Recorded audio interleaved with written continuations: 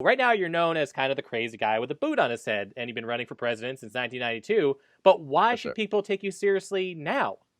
Well, once again, because number one, I'm the only candidate who has released their dental records. Yes. Oh, So I think that's a very important and notable uh, thing to see. To know, none of my other opponents have released their dental records. Are they soft on plaque? I believe that they may be. Um, Now, of course, in response to your question, I just want to get the plugs out of the way first. yeah, of Uh, course. Once again, of course, this is it. All of the answers to all of your questions are right here in this very book, I Pony Blueprint for a New America. Because you can't run for office if you don't have a blueprint for New America. And this is my blueprint for a New America. It is a story about the future long after a Vermin Supreme presidency, after everybody has their pony, after zombie power fuels the nation, and after the secret dental police have set up checkpoints every couple hundred yards. It is a warning from the people of the future to you, the people of their past, your present, that Vermin Supreme is a madman and must be stopped. So, okay, we got that plug out of the way. All right, that's good. Um, We got to get that out of the way. Gotta oh, plug the yeah, books. had to get that out of the way.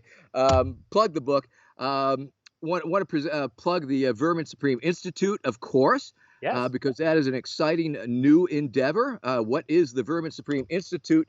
You may ask yourself. And Uh, I'm asking right now, what is the Vermin Supreme Institute? Because I well, saw it seems to be kind of taking on the issues a little more and kind of making more for some more direct change, taking more action. well, that's very true, and Yeah, that's very factual. Essentially, what we did was we took the word institute and put it at the end of my name. genius. And what that did was make it sound super legitimate, like a real thing. And essentially, what the Vermin Supreme Institute is a spinoff of Team Supreme, which was my campaign team that we developed over the last year as I was seeking the Libertarian Party nomination. Right.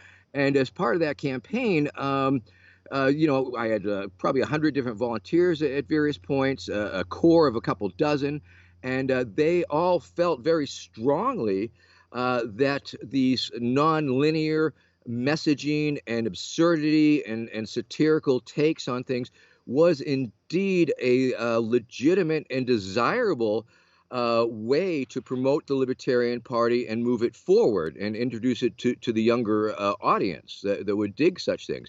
And so after the nominating convention, Hmm. in which I did quite well, I made it to the fourth round of voting. I ended up with over 20% of the delegates who agreed with that basic premise, and that a Vermin Supreme top of the ticket was a desirable thing, counterintuitive as it may seem. And naturally, there was a lot of opposition, and a lot of people felt very strongly about it and were afraid that I was making a joke of their party. And so we had to come up with this whole argument that we had to be in on the joke. We had Right. to own the joke. It was something to the effect, yes, we are the Libertarian Party, a very serious party. We've been doing serious things for many years. However, the presidential electoral system has risen to such a level of a joke Right. that here we present Vermin Supreme with love and with spite. And essentially, by owning the joke, that would inoculate the party for being seen as a joke. I wasn't trolling the party. I was offering the party an opportunity to troll America using my services.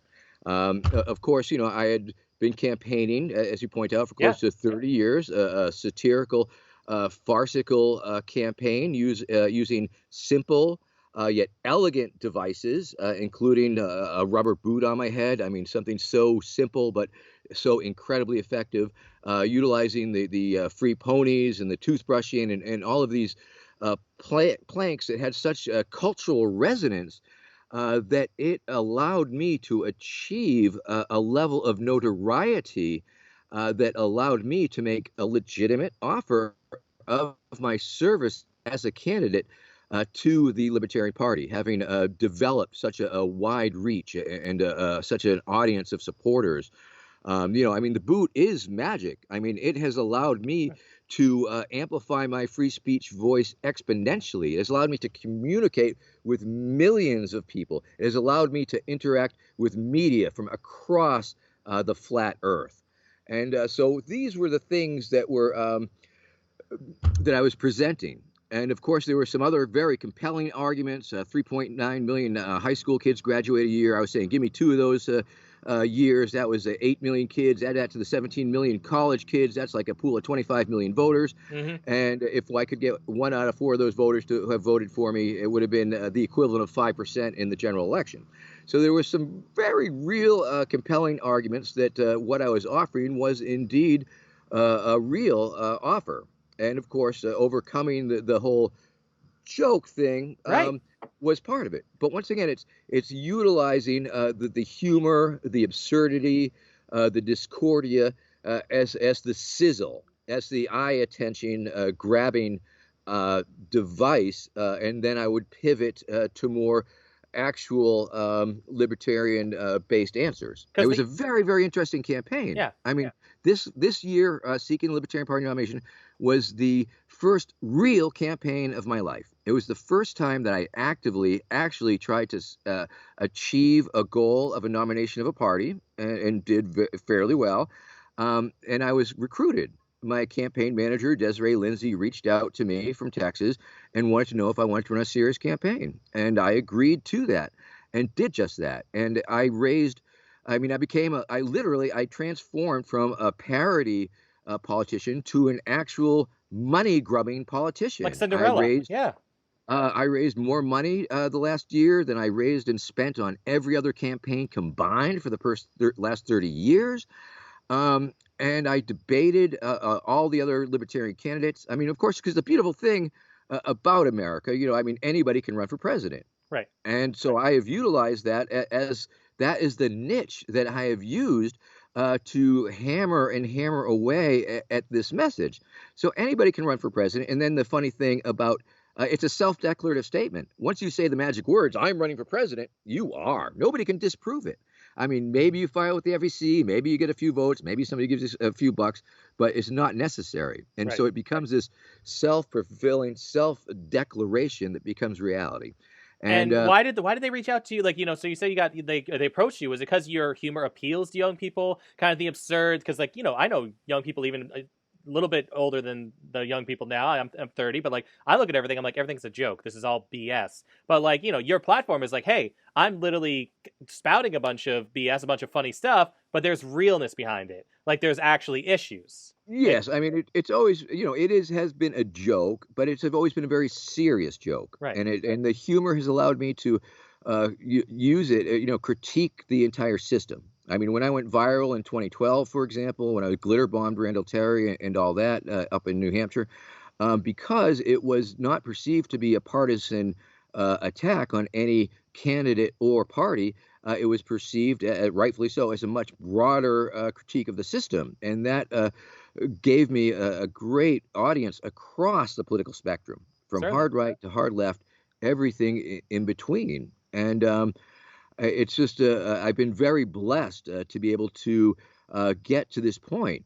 Every other election year, a week up at the New Hampshire primary, a couple weeks down at the conventions, and a week at the inauguration, maybe. So that was a month out of a year every 4 years. But it brought me up to this level because the presentation. I mean, New Hampshire, as you know, such a small state. It is. But I'm in it right now. But that week after, after the Iowa caucus, boom, that next day, every last candidate is there. Yeah. Every last candidate has a campaign headquarters. They all have campaign teams. They all have campaign buses. They all have campaign events. They're ping-ponging all around the state. And so early on, I just discovered that I could use that format as a palette, as a canvas, to interject myself and ask the real candidates crazy questions to elicit responses that were much more interesting than if you were asking them real questions. It's off script. And the humor aspect has allowed me. It's allowed me to be much more aggressive. Right. If I was a normal person spouting normal things, dressed normally, it would be very easy to dismiss and would be easy to ignore. And the humor aspect has allowed me to be much more aggressive in like approaching the other candidates. If it wasn't funny, it would be downright scary. Yeah. Um, so there is that. So it's a communication strategy that I have developed. Now, should you take me seriously as a politician? I sincerely doubt that because, that is ultimately not what I am. I'm a highly respected political satirist beloved by millions. I'm not particularly a policy wonk. But I believe I could probably go toe to toe with most other politicians. The nice thing about the Libertarian race was it was a bunch of citizen candidates, Right. citizen politicians. There was I mean, yeah, we had Lincoln Chafee in there for a little bit. Justin Amash dipped his toe in for half a second. But all in all, amateurs, and which I think is a much closer vision of what the founders may have envisioned in terms of our democracy. If you were to be elected, would you accept? Would you be like, "Oh, right, I'm in"? Like, what if you actually get elected? Like all these years, like, would you accept that election? Well, I don't see how I could not, Yeah, although I see it's incredibly unlikely, incredibly unlikely. anything can happen. Um, and obviously here I'm on the Massachusetts. Well, that was the other great thing about this year. I was on more primary ballots, and I won the Massachusetts Libertarian primary. I won the New Hey, Hampshire Libertarian primary. I won a couple other states and did very well in the others. And so I believe it was just a natural thing. I mean, why am I running for Senate right now? Quite frankly, that was between my you next and question. me, this because this is the most important election of our lifetime, and the risks that are too high that we cannot gamble. We must, etc., etc. Essentially, but the actual reason is. The other day, a friend of mine forwarded me a selfie ballot of their ballot of the Libertarian Party, and they wrote me in for everything because apparently it was all blank. There's no names up on there, and so I said, "Well, heck, does that mean I'm a write-in candidate now?" And then that same a few hours later, somebody wrote out to me and said, "Hey, Vermin, you should be a write-in candidate for this run." And I felt that there was a very good chance that I could probably get more write-in votes than anyone else. So it's a little bit of a flex, but it's also an opportunity to have a little bit of fun and poke fun at Ed Markey and Kennedy and Shiva and whoever else because why not? They're my worthy opponents. Ultimately, I was inspired to run for the Senate because up in New Hampshire during the presidential primary, Elizabeth Warren refused to take a selfie with me. Mm. That was I was the first person in the selfie line, and she ended up sending out a state trooper from New Hampshire to inform me that the senator would not have a photo taken with me. Ooh, And then what a and diss. then her staff, which was they were terrible. Her staff was terrible in that they were terribly untrained and were not equipped to deal with someone like me. Who knows their rights, who knows who's not going to back down under false authority, and it was just a mess because they were so undertrained. It was like they almost got hurt messing with me. Nothing that I was doing intentionally, but it was just like it was crazy stuff. There's video of that you'll have to Yeah, check that out. and so you hold some sort of grudge a little bit against Warren, Yeah, but I mean, yeah, oh, for like sure. So like I want to take over all the Senate. I want to take over the Senate. I want to take over the House. oof. I want to take it all over. Yes, absolutely. And I want to audit the pony fed. audit the Oh, pony fed, just audited it all. And but when you're running, I mean, obviously, with the Libertarian Party, like, but you're not a team player. You're not like, I'm a Republican, I'm a Democrat, I'm this guy. So obviously you don't agree with everything in the Libertarian Party, but why go to them? Like, it seems like you have your oh. own beliefs. Well, once again, the Libertarian Party ultimately seems to be the only party that really welcomed me. Right. In 2016, several heavy hitters in the party they reached out to me, and they sort of brought me in a little bit at a time. I come from a left anarchist tradition. Cut my teeth on Kropotkin, big proponent of mutual aid. And so I was always a little leery of the libertarians because there was a lot of misconceptions and stereotypes about the libertarians. that I had to discover that they were not true. And once again, that was after a number of years working with the Free Staters up in New Hampshire. Hmm. And you know, I mean, you say, oh, they're libertarians, they're greedy, they're selfish. And then in 2012, my campaign was based out of this woman Chris's house, and she had been paralyzed in an accident and lost use of her legs, and her community came together. She was a libertarian, and the libertarian community came together and totally helped her put her life together again. Sure. And so I started seeing things that were disproving these negative stereotypes. Um, so there was these type of things that started becoming apparent to me. In fact, you know, the Libertarian Party, it is not a right-leaning monolith, which of course was always a misconception of mine. It Hmm. actually has an internal left and right dynamic. There is even so far as a Libertarian Socialist Caucus within the Libertarian Party. So there's a number of different strands of libertarianism presented in the party itself. And the platform itself, ultimately, you know, as a from a left anarchist perspective, I was able to dovetail with it. I was able to work with it. I mean, I think for a lot of us, it's priorities. It's what's the most important during the number of debates that I attended, and of course, it was such a weird thing debating in the libertarian convention circuit because I had to become serious. It was a new character, serious vermin. Serious Uh, vermin. yes, I Yeah. could come out with a quip. Yes, just like, well, yes, I'm going to make COVID-19 against the law. Yes, I'm going to create COVID-19 free zones. I'm going to go back in time and kill baby COVID. I'm going to build a microscopic, antimicrobial, antiviral wall around America and then dig a moat and fill it full of hand sanitizer. Spoonerism much. But and then pivot to a more reality-based situation. But also, you know, it seems like you have a lot of heart behind the humor because it's like, hey, you know, we this is ridiculous, but also let's just help each other and let's figure Absolutely. things out. And that seems to be your style. It's like, you know, serious vermin is Yeah. following up with more of the heart that, Yeah, you I know, mean, yeah, as an anarchist, I believe that you know, we must help one another. That mutual aid is the only thing that's been getting us through the crisis. You know, right? it hasn't been really the government knocking on your grandmother's door to see if she's okay. No, it's neighbors, it's friends, it's families, and it's very consistent with my belief that you know we need to you know strengthen our families, build up our communities, and build up the infrastructure that provides the services that the government claims to now, but ultimately does so in an incredibly inefficient and uneconomical fashion.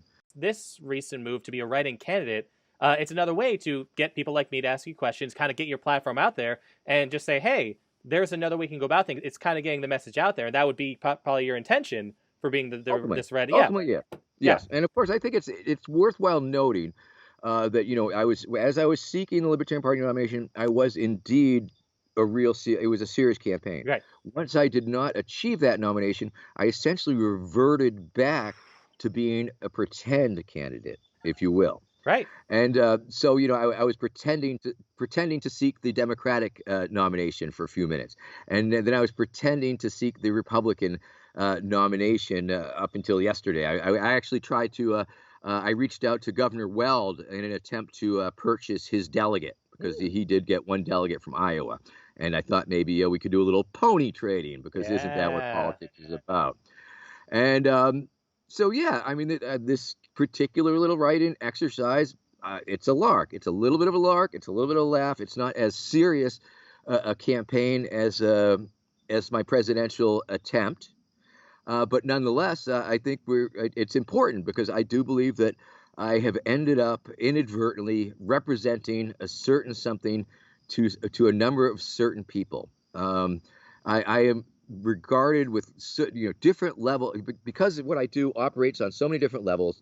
You know, different people ascribe different levels of import to it. Right. And some people think it's a, you know, oh, Vermin, what you do is so incredibly important for democracy. And other people are like, that is the stupidest thing I've ever seen. The guy has a boot on his head.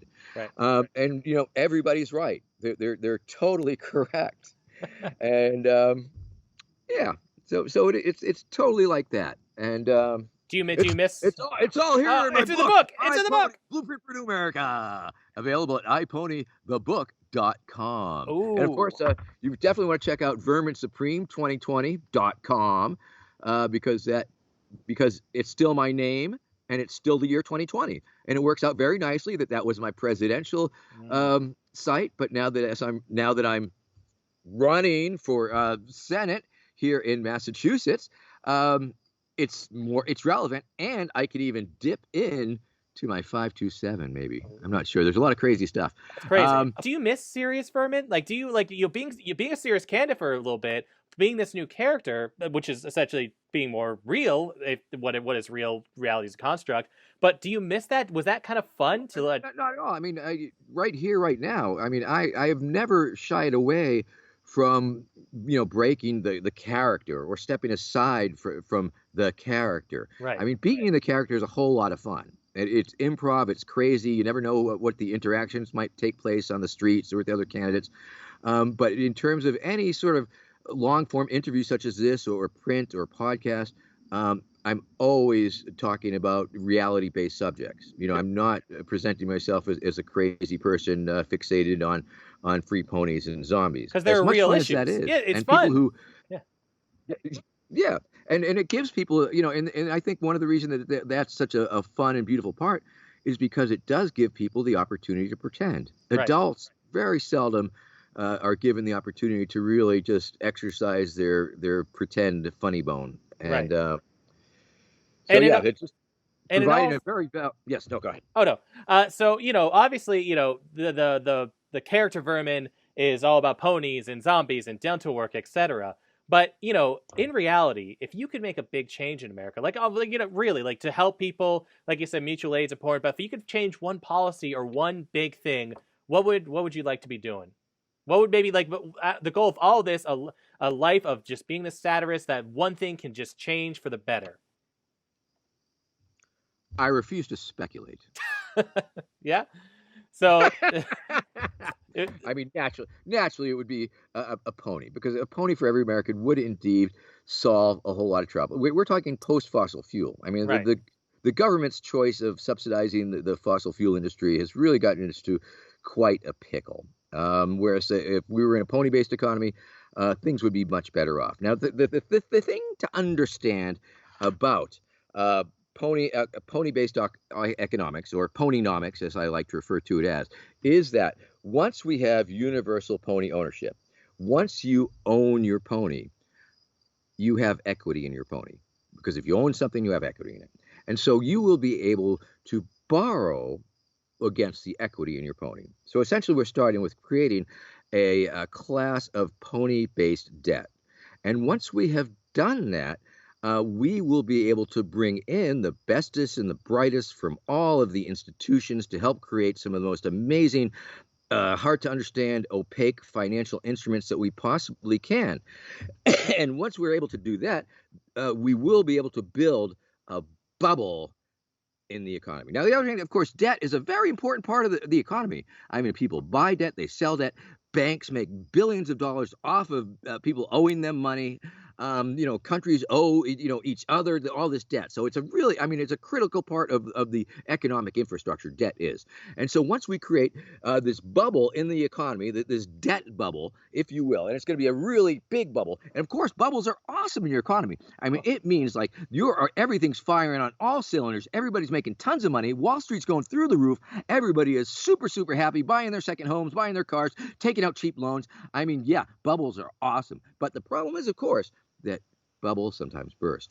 So let me assure you that this pony-based debt bubble is going to be reinforced and steel-belted and last forever. Thank you. That is my assurance to you. I'm Vermin Supreme. Kanye West. He's obviously seems to have some mental health issues. Now, you're a character, you're a satirist, but then he's entering the race. What are your thoughts on Kanye West being in this presidential race? Once again, it's one of the beautiful things about this great land of ours, that anybody can run for president, and most people get nowhere with it because they don't have the resources. I mean, let me tell you, if I had Kanye's resources, if I had Trump's resources, I would have been the president long ago. Mm. Okay. If we lower the voting age to 16, boom, I'm president. And there has been bills put in the House and Senate before to push it towards that. Um, so I think it's a good thing that it can happen. I question his motives. I fear for it being part of his mania, and I'm not Right. sure if that's a naturally good thing to help feed into. I think it's a somewhat of a dirty trick, of course, also that seems to be being encouraged by some of the Republicans in order to siphon off votes from Joe Biden. But of course, that's just not surprising. I think it's politics as usual in a way. I mean, people love a good celebrity running up. I think it's a little mildly unfair that he jumped in so late, and obviously it was so late that he missed a bunch of deadlines by sheer minutes. So traditionally, sometimes you see fringe candidates really believe in their message and they believe in what they're doing. And I'm talking, very low rent fringe candidates, and they will spend tremendous amounts. I Right. mean, there have been people who sold their house to finance their presidential ambition that went nowhere and got no traction, and nobody ever has ever heard of them. And so, that is some of the advice that I often give other candidates who are considering running a campaign. Don't run outside of your budget. And so Kanye doesn't seem to have the problem. I have reached a point where I am blessed in that a lot of it is not out of pocket anymore. That I actually have supporters, believe it or not, who believe that it's important or whatever enough to send me their hard-earned money so that I can spend it on foolish things. And that's what makes America great. That's what makes America great. Well, but it seems like no matter what, it's your campaign seems very positive.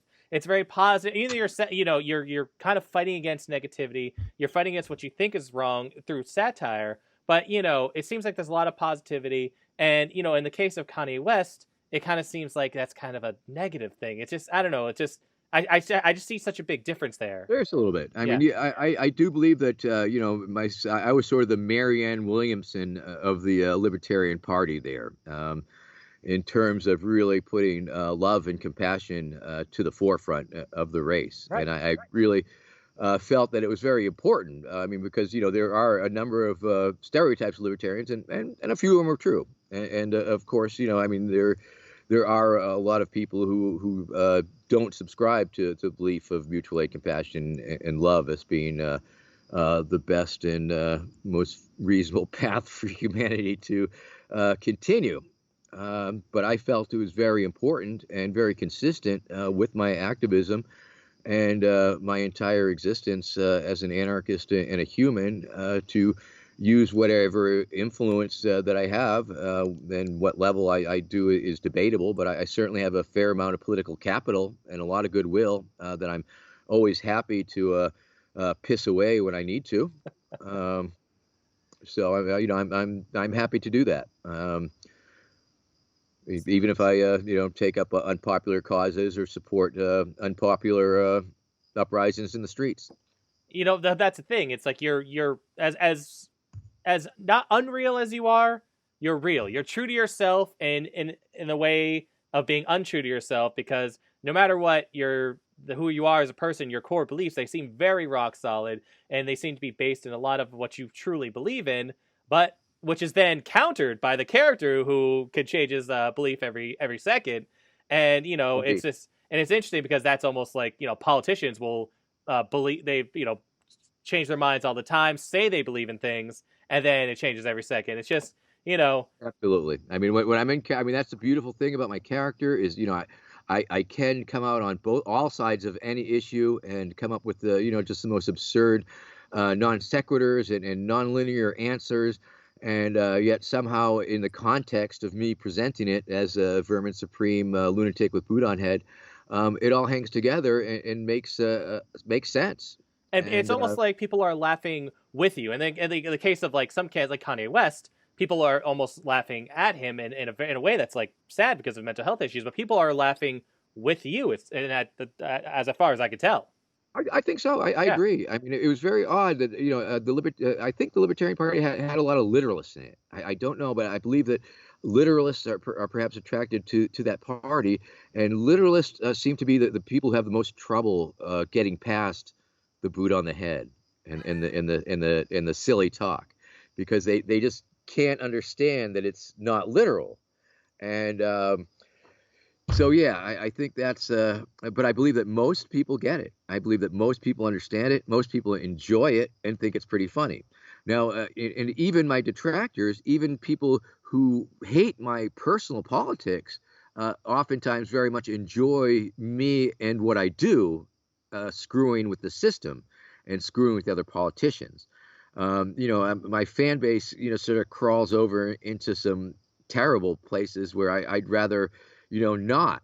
And I think that's probably true of any celebrity, any musical celebrity, for instance. They have fans that cross the spectrum, but you just don't think about it much right. because it doesn't occur to you. But because I'm nominally perceived as a political being, it's much the contrast is much more stark and it's much more apparent, especially when you get a lot of terrible people from the far right coming just to harass people on my page or like that. Obviously, you're probably not a fan of Donald Trump. Was that a big motivation? To be like, hey, maybe I'll try to take this seriously and do something a little different, because you probably very much disagree with what's going on right now. Well, I think that's always been true. I think I've been in disagreement or in opposition to any given president or any given administration or any given government.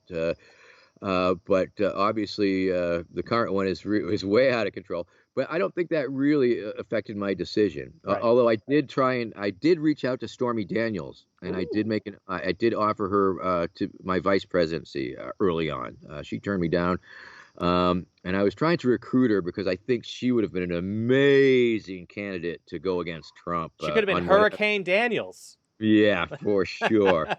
Um, but it was just this, because obviously, the Libertarian Party has, embraced me to a certain level. I attended the convention in 2016 in Orlando, and there was a very interesting dynamic. It was half the people there were very excited and very happy that I was there. The other half did not like it very much. The half that liked me being there very much liked the fact that the other half didn't like it very much. Mm. So that sort of speaks to the internal dynamic within the party, perhaps. But it was something that I believe we were able to overcome in a large sense. I mean, we had a lot of success just changing the culture and making people understand the possibilities. I mean, I spent a year just sort of, because of people working my campaign. I had people working from the left and the right side of the party, and they all believed that out of the batch of candidates, that I was the most likely to be able to achieve 5%, that I was the most likely to be able to draw in tons and tons of young people and new membership and interface and bring new eyeballs and have people have to give another look at the Libertarian Party. Vermin Supreme's running as a Libertarian. What am I missing? Maybe it is not what I think it is. And I would always encourage everybody to check out the Libertarian Party platform, lp.org/platform. And you'll be surprised at how much of the Venn diagrams overlap. It has really allowed me to anti-war, pro-sex work, anti-foreign intervention, just all of these things. And, during the debates, and I do want to bring out this example, it is about the priorities that people have within the party. I mean, if at some of the debates, you'd hear a candidate say things like, we are going to end Social Security day one. We're going to end Medicare day one. We're going to just, dismantle the FDA, the CDA, and all of these things. And it's true that that's consistent with the ideals of dismantling, the government, but unless you're presenting a real transitional vision of how to get from here to there, you lose people. They think you're just a crazy extremist talking crazy stuff. And so I was doing my best to act as a bridge and try and bring people in and understand that they could have an impact on the party and how it operates if they wanted to. Now, as a final question, and if I could just speculate, is it not you're not looking to win personally, but the real victory is changing the minds and maybe having some people kind of pay attention to some views that you truly believe in the future. You're talking about young people. You're talking about other people that, may not know anything about libertarianism or etc. But I mean, for you, it's not about the win. Is it about the longer victory? Oh, absolutely. It's never been about winning. I mean, winning is never really been a measure of success. Essentially, my metrics of success are very different. I succeed in everything I do. I cannot possibly lose. If you're not in it to win it, you cannot lose. And so ultimately, simply participating, and especially on this level, because I mean, this particular race, a little bit of a lark, sure. But ultimately, it's keeping me busy. It's giving the opportunity to get people a little, get the libertarians a few more votes. It's giving me the opportunity to once again communicate with more people and try and share my vision, such as it is, and communicate with people and connect with the people. It's been a real beautiful and an amazing thing for me. And I think once again, a reason for my success is I just never stopped doing it. It's a story of perseverance. I was not, oh, that guy who did that way back then, that was really cool.